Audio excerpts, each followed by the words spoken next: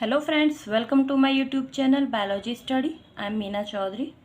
Last video में हमने complete किया था mutations and genetic code of the chapter molecular basis of inheritance. आज हम स्टार्ट कर रहे हैं टीआरएनए द अडेप्टर मॉलिक्यूल.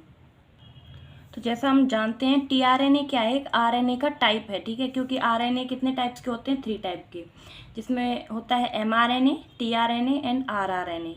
ठीक है, तो टीआरएनए का है एक ट्रांसफ़र आरएनए है. जो क्या करता है, टीआरएनए ट्रांसफ़र करता है अमीनो एसिड्स को, यानी कि उनको कैरी करता है और राइबोसोम तक लेके आता है. ठीक है, उसके बाद क्या होता है, फिर प्रोटीन बनता है.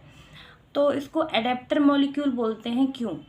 तो अडेप्टर मॉलिक्यूल क्या होते हैं? Molecule which form a bridge और कनेक्शन बिटवीन टू मॉलिक्यूल्स, यानी कि जो मॉलिक्यूल दो मॉलिक्यूल्स के बीच क्या बना रहे हैं, कनेक्शन बना रहे हैं, उसको बोलते हैं अडेप्टर. ठीक है, जैसे ये एक मॉलिक्यूल है, मॉलिक्यूल 1, ये है सेकंड मॉलिक्यूल, मॉलिक्यूल 2. इनके बीच एक ब्रिज बना दिया, कनेक्शन बना दिया. ठीक है, ये कौन बना रहा है? एडेप्टर. ठीक है, तो क्या हो गया, एडेप्टर मॉलिक्यूल, जो दो मॉलिक्यूल्स के बीच क्या बनाता है, कनेक्शन.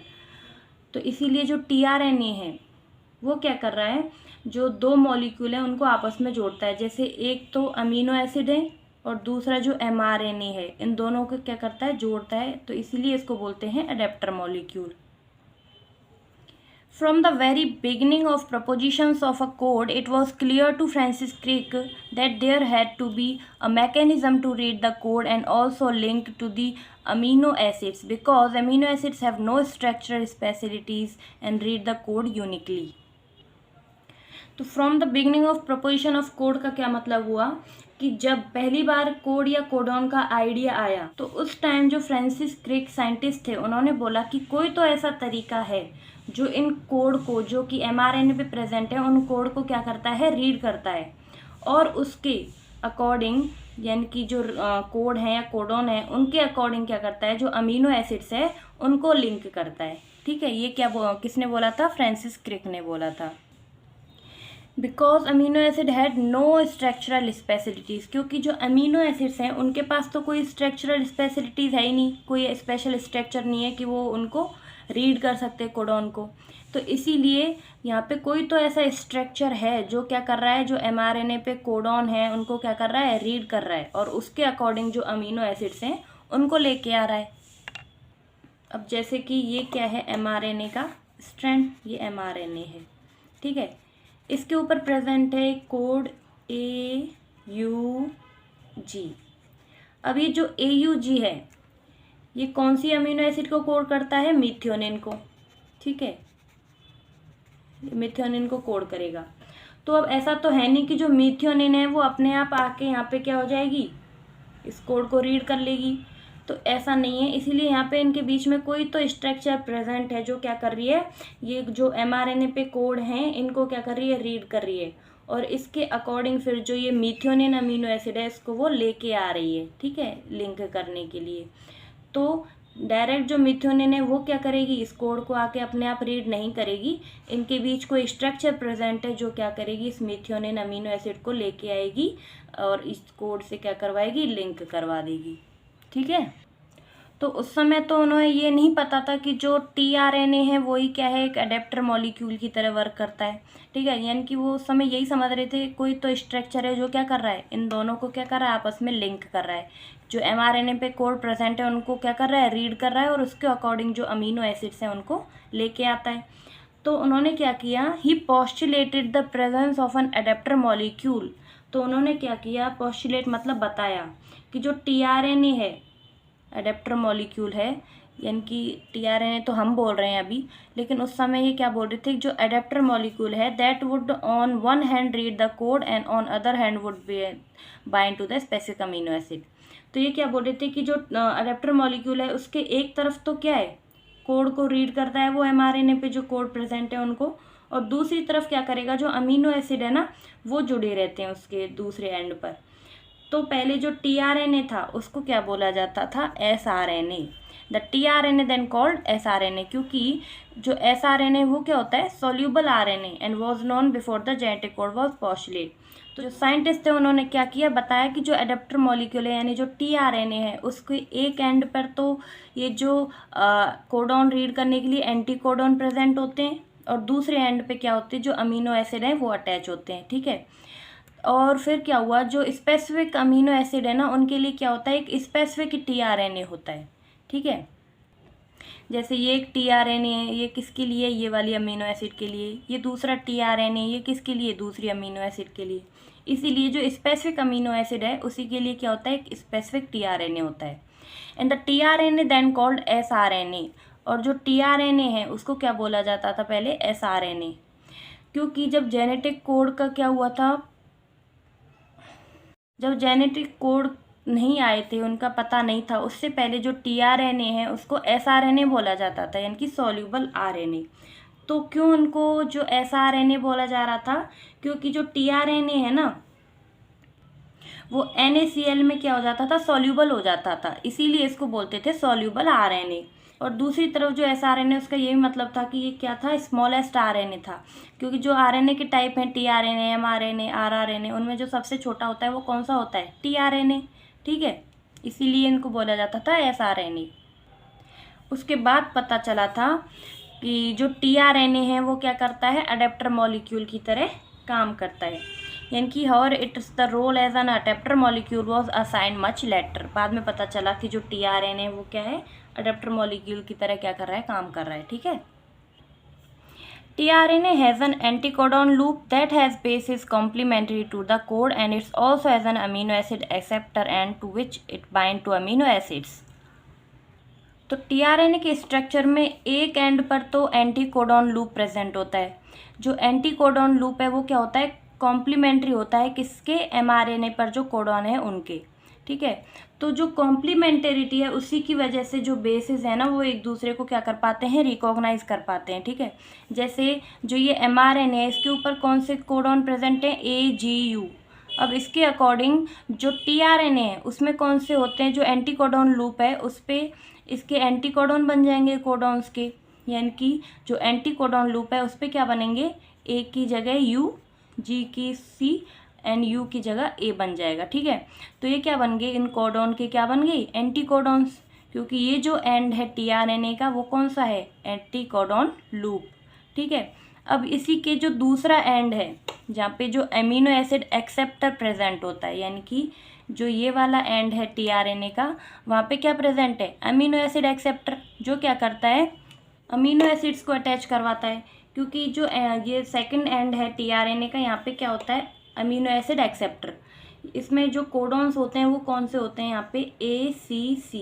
ठीक है, और दूसरा यहाँ पे प्रेजेंट होता है फ्री OH ग्रुप। ठीक है, तो जो क्या होता है हर अमीनो एसिड के लिए स्पेसिफिक होता है। ठीक है, तो अब इससे क्या हुआ, इसमें जो एक एंड है उसका उस पर पाए जा रहे हैं एंटीकोडॉन लूप और दूसरा जो एंड है उस पर पाए जा रहे हैं अमीनो एसिड एक्सेप्टर एंड। ठीक है, क्योंकि यहाँ पे अमीनो एसिड अटैच होते हैं इस एंड पर, which is bind to amino acid. TRNA has a specific for each amino acid. तो जो टीआरएनए है वो हर अमीनो एसिड के लिए क्या है, स्पेसिफिक है। जैसे ये अमीनो एसिड है सेरीन, जो AGU कोडॉन है इसके लिए कौन सी अमीनो एसिड होती है, सेरीन। तो ये क्या है, एक टीआरएनए है जो कि इस अमीनो एसिड को क्या है, लेके आता है कोड किसके अकॉर्डिंग, जो कोडॉन है एमआरएनए पे उसके अकॉर्डिंग। ठीक है, तो ये क्या होता है, स्पेसिफिक होता है एक अमीनो एसिड के लिए। जैसे टायरोसिन है इसके लिए एक ये स्पेसिफिक टीआरएनए है। ठीक है, अब जैसे ये एक AUG है जो कि कोडॉन है किस पे, एमआरएनए पे, इनके लिए एक स्पेसिफिक टीआरएनए आएगा जो क्या लेके आएगा, मेथियोनिन अमीनो एसिड। ठीक है, तो हर अमीनो एसिड के लिए जो टीआरएनए वो क्या है, स्पेसिफिक है, अलग अलग है।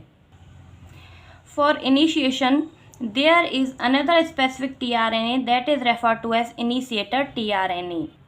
तो इसका मतलब क्या है कि जो इनिशिएशन हो रहा है उसके लिए एक स्पेसिफिक टीआरएनए होता है, जो कौन सा होता है, इनिशिएटर टीआरएनए। जैसे ये क्या है, एमआरएनए। ठीक है, अब इस एमआरएनए पर जो इनिशिएटर कोडॉन है वो कौन से होते हैं, AUG, जो क्या करते हैं, प्रोसेस को स्टार्ट करते हैं। ठीक है, अब जो ये AUG है ये कौन सी जो अमीनो एसिड है वो लेके आता है टीआरएनए, मेथियोनिन। ठीक है, तो ये AUG क्या है, इनिशिएटर कोडॉन, ठीक है, क्योंकि ये क्या कर रहा है, प्रोसेस को स्टार्ट कर रहा है यहाँ से। जो जब ये अटैच हो जाएगा mRNA पे तो जो प्रोसेस है वो इनिशिएट हो जाएगी, स्टार्ट हो जाएगी, ठीक है। तो अब ये जो इनिशिएटर कोडॉन है, इनको रीड करने के लिए जो tRNA आता है वो कौन सा होता है, इनिशिएटर tRNA, ठीक है। इसी को बोलते हैं इनिशिएटर tRNA।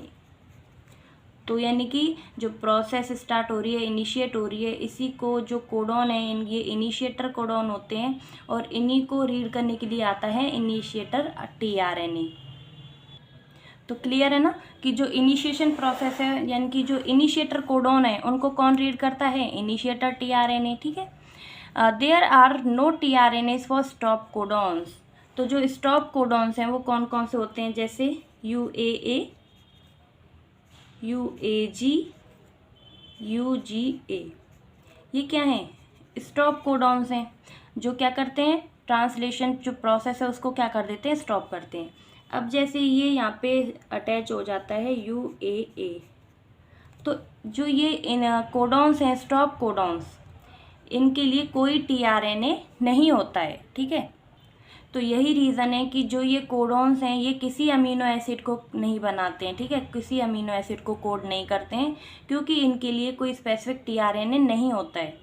तो अगर इनके लिए कोई जो tRNA नहीं है तो ये किसी भी जो अमीनो एसिड है उसको कोड नहीं करेंगे। तो ये किसी को कोड नहीं करते क्योंकि जो tRNA है वो क्या होता है, इनमें एब्सेंट होता है। इस कोई जो tRNA है वो इनको रीड नहीं करता है। तो इन कोडॉन को कोई रीड करने के लिए tRNA नहीं है, इसीलिए इनको बोलते हैं स्टॉप कोडॉन्स, ठीक है। In figure 6.12, the secondary structure of tRNA has been depicted that looks like a clover leaf. And in actual structure, the tRNA is a compact molecule which looks like a inverted L. तो अब जो ये figure है 6.12 जिसमें tRNA का structure दिया हुआ है, इसको हम एक बार देखते हैं। तो जो tRNA है यानी कि जो ट्रांसफ़र RNA है वो क्या है, सबसे स्मॉलेस्ट है, ठीक है। और सेकंड क्या है, जो स्ट्रक्चर है tRNA का वो दो टाइप्स का है, एक 2D और एक 3D। जो 2D स्ट्रक्चर है उसको बोलते हैं क्लोवर लीफ लाइक स्ट्रक्चर, और जो 3D है वो क्या है, इन्वर्टेड L, ठीक है। तो जो क्लोवर लीफ लाइक स्ट्रक्चर था वो किसने दिया था, हॉले ने, और जो इन्वर्टेड L स्ट्रक्चर है वो किसने दिया था, केमेन क्लज ने। तो क्लोवर लीफ लाइक स्ट्रक्चर तो ये होता है जो क्या है 2D स्ट्रक्चर है, ठीक है, ऐसा दिखता है क्लोवर लीफ लाइक स्ट्रक्चर। और सेकंड जो इन्वर्टेड L लाइक है वो कैसे दिखेगा, जैसे ये एक स्ट्रैंड है, इसको ये, ठीक है, यानी कि ये इन्वर्टेड L जैसा दिख रहा है ना, तो इसीलिए इसको बोलते हैं इन्वर्टेड L लाइक स्ट्रक्चर, जो कैसा है 3D स्ट्रक्चर है, ठीक है। और जो tRNA का है ना ये एक ही स्ट्रैंड है, ठीक है, जैसे ये है ना, ये डबल स्ट्रैंडेड नहीं होता, ये सिंगल स्ट्रैंड है। तो इसके 3 एंड पे तो क्या होता है, अमीनो एसिड अटैच होते हैं, ठीक है। और ये क्या है, इसकी एंटी कोडॉन लूप है जहाँ पे क्या बनते हैं, एंटी कोडॉन बनते हैं mRNA की, यानी कि जो mRNA पे जो कोडॉन बनते हैं उनके अपोजिट कॉम्प्लीमेंट्री क्या बनेंगे, एंटी कोडॉन बनेंगे tRNA के एक एंड पर, ठीक है। और ये कैसा है, सिंगल स्ट्रैंडेड, ठीक है, यानी कि जो हर अमीनो एसिड है उसके लिए एक स्पेसिफिक क्या है, tRNA, यानी कि जो सेरीन है जैसे उसके लिए ये है, टायरोसिन के लिए ये है, जो मीथियोनिन है उसके लिए अलग है, सबके लिए क्या होता है, अलग अलग स्पेसिफिक tRNA होता है, ठीक है। तो होप कि आपको समझ आया होगा। तो आज हम इतना ही करेंगे, ट्रांसलेशन हम अपने नेक्स्ट वीडियो में स्टार्ट करेंगे, ठीक है। तो अगर आपको मेरा पढ़ाया हुआ अच्छा लगा हो तो प्लीज़ चैनल को लाइक शेयर एंड सब्सक्राइब करें, और कोई भी डाउट हो तो मुझे कमेंट बॉक्स में ज़रूर बताएं, ठीक है। तो मिलते हैं अब नेक्स्ट वीडियो में, तब तक के लिए bye bye, take care, thank you.